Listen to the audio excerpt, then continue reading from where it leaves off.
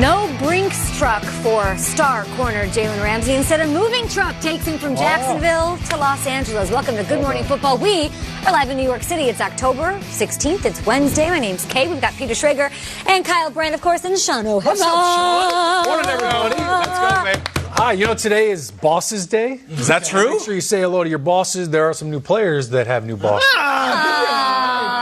Very true. We've got some huge news out of Los Angeles. Of course, the Rams trading Marcus Peters to the Baltimore Ravens and trading for, shortly after, Jags corner Jalen Ramsey. The Rams posted this on IG. You can't spell Ramsey without Ramsey. You really can't, Kyle. Those are facts. You it's can't good do wordplay. We also have a lot of stuff going on. We've got officiating talk underway at the Fall League meeting down in Fort Lauderdale. That's where we find our guy, Ian Rappaport. Rap Sheet, you broke two huge stories on this yesterday. What are the deets?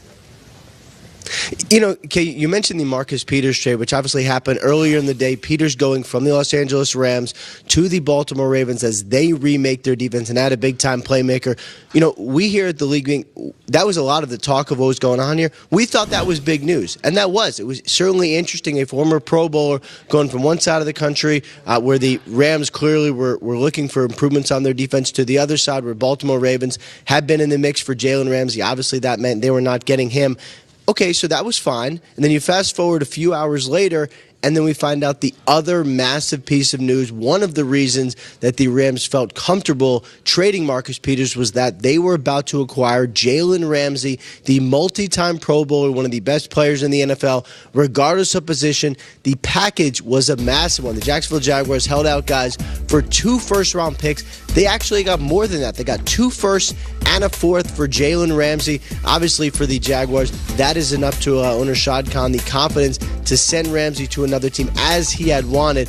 And for the Los Angeles Rams, expect them to, one, get a big time improvement on defense with a new best player on defense, obviously along with Aaron Donald. Expect them to play a lot more man, too, and just let Ramsey lock in on receivers, which he wants to do anyway. The receiver on the docket for Week 7, Julio Jones, as the Rams travel to Atlanta to face the Falcons. We are all excited to see that one. We also have some news with the Titans. They're hosting the Chargers here in Week 7, and Marcus Mariota losing his gig with the Titans. What's going on?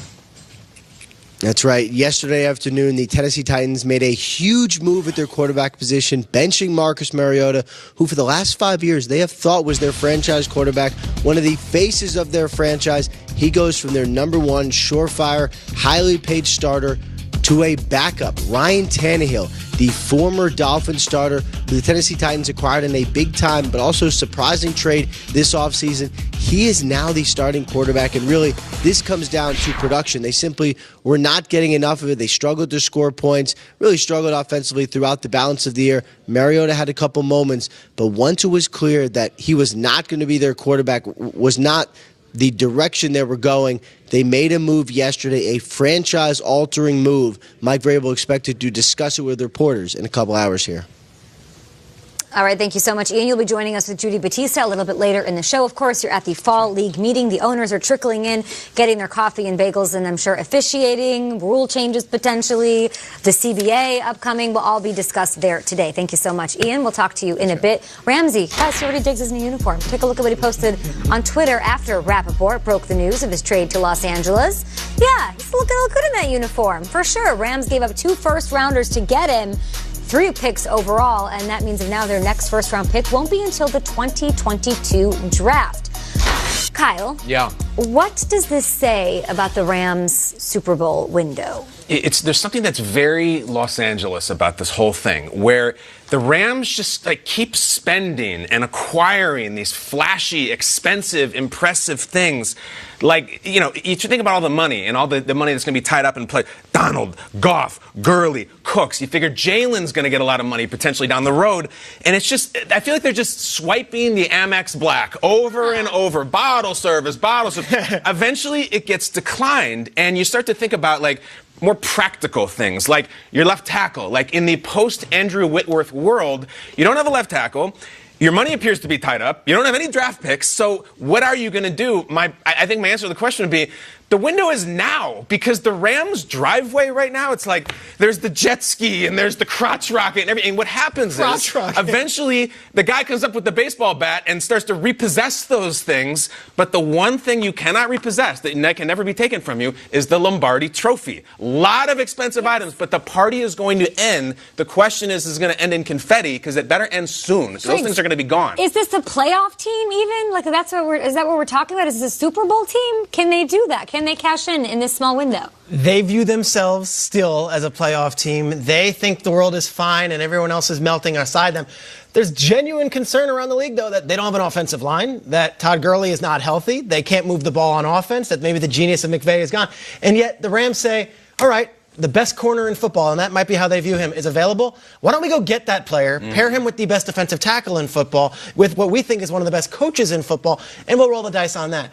The Rams don't sit on their hands. And I think if you're a fan of a football team, whether you agree with the compensation or not, draft picks, those guys will come and go. And sometimes they're hits, sometimes they're misses.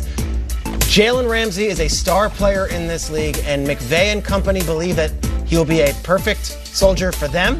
There's not going to be any issues with the contract the first year while he's there, and that he makes them better tomorrow. So to me, the way they look at themselves, they're aggressive, right?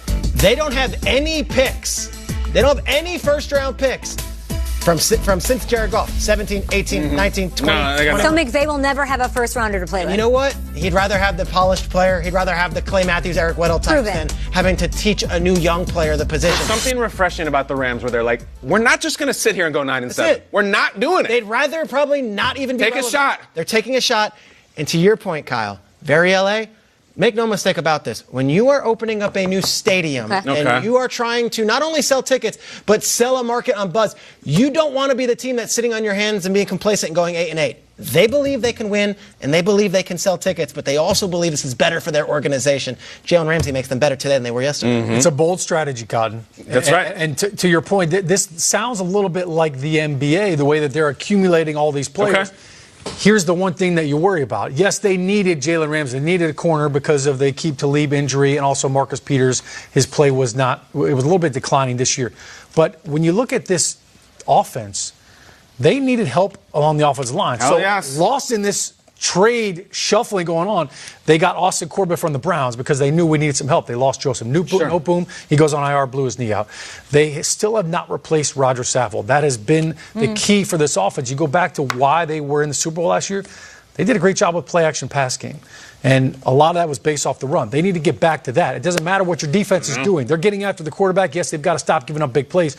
But the offense has to get back to what they do. Their bread and butter has been outside zone, play-action pass. That's where Goff excels. So they've got to get back to doing that on offense. It's not new plays. It's the same playbook. It's just doing it better. Otherwise, yes, guess what? All the celebrities, whether you have a black card or not, they're all going to end up being at the Pink Taco at 3 a.m. That's good. It's true. It doesn't feel like the same team, Shregs. Am I crazy in saying that? Last year at this time, they were blowing teams out. They were putting up 40, 30, tons of points. They're not doing that. When you pay 5 players at the top of their position, what do you do with upcoming free agents? You mentioned Whitworth. He's one of them. All-pro corner Aqib Talib. He's up. Corey Littleton. He's a Pro Bowler as well on defense. Their kicker, Zerline. So many key pieces are up next year. This is the window. Is this that team, even in that division, that little NFC West situation? We've got an MVP candidate blowing the socks off everybody and an undefeated squad that doesn't really have a wide receiver one for your boy Ramsey to cover, and they're still undefeated and killing the Rams. They just lost a game badly to the Niners that I think Jalen Ramsey would have made no difference on. They lost 20-7. They couldn't score. So I think now they got Jalen. I think there's more pressure on the guy who's doing the decline push-ups in the gym right now with the pomade. It's Sean McVay. Let's go. Good morning, Sean. And we also, last year, I think a lot of people were like, okay, you can't bring in Talib and Peters. Those are 2 big personalities. They will never. Oh, Dante Fowler, he was crazy when he was in Jacksonville. He'll never work. What they do is they bring them there, they work, and then, what do you do about the salary at the window?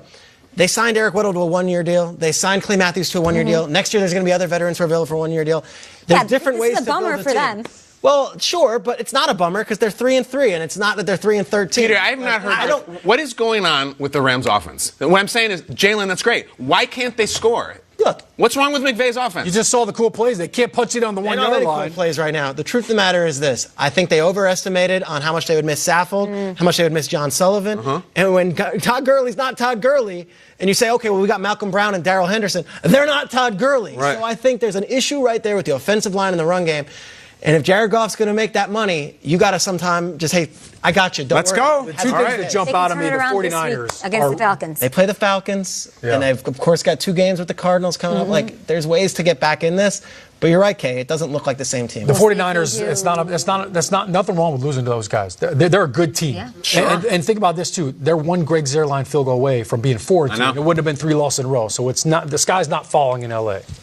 More Good Morning Football just ahead. Sean, does this Deshaun Jackson punt return give you... Why you got to do that? I don't know. You said you didn't like scary movies, so I thought I'd give you a little Halloween Yeah. flavor this morning. No? We gotta do this to Matt Dodge again. He's I'm never just seen gonna. a scary I'm movie. gonna. What's up with that? I think I'm gonna throw up. He said The Sixth Sense is a scary movie. That's a little creepy. All right. The girl throwing up under the bed is pretty gross. And Kids seeing dead yeah. people. Yeah. I'm going to tell you why it's going to be a week for touchdowns and T.Y. Hilton. He's Okay. averaging 160 yards a game. That can't continue. Fantastic.